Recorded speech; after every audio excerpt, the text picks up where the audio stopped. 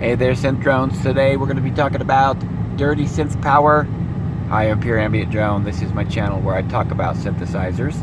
If you haven't already done so, hit the subscribe button and tap that bell to keep up with all of my synth adventures.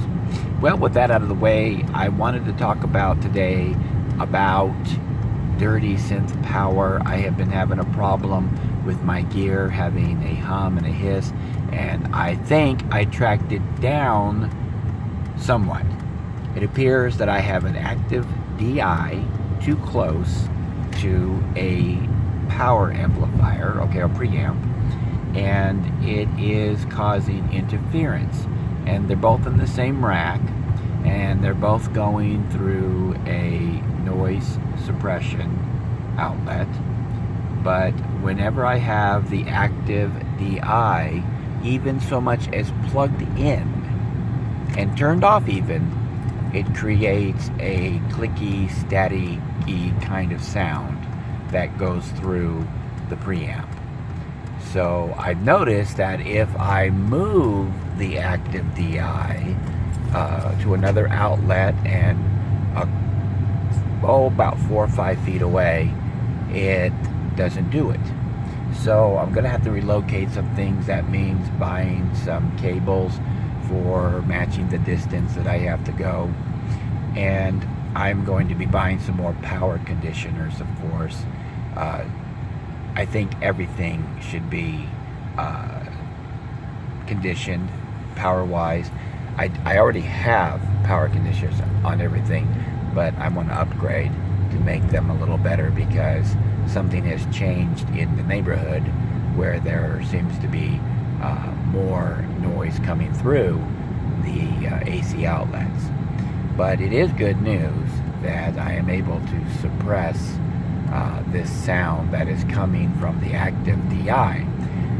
It wasn't easy tracking this down because I had no idea that just being that close to the preamp could cause a problem.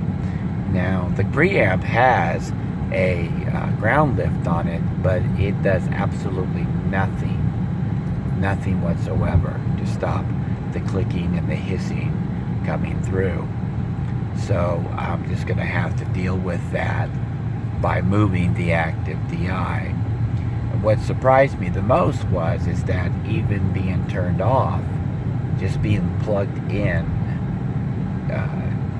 the same room with the preamp, I had problems with sound bleeding through. That's a lesson learned for me. I don't know that much about electricity as I would hope to, I guess. But you live and you learn, right? And, you know. So anyway, it's going to be upgrading to some other sound or electrical conditioners, power conditioners. And going to see if that helps with the remaining sound problems that I'm having. It's not real big problems. I mean, it's real low decimal, and you really can't hear it. Well, not really at all, unless you really turn up the volumes and stuff. But I know it's there, and it's driving me crazy because I like to have clean power, clean sound as much as possible for the line of work that I do. But with that being said, I'm kind of excited because I know that I'm on top of this now, and it just seems like in studios, it's one thing after another because you get rid of one problem and it seems like you've created another, or perhaps another one pops up. And I'm beginning to wonder if this is ever going to end, right? But I haven't taken it slow in this redesign of my studio. Been actively working as well, so I'm not losing any time. I did it first because I was procrastinating a few days. After I had everything dismantled, I was like, oh, it's overwhelming. But I talked about that in another video.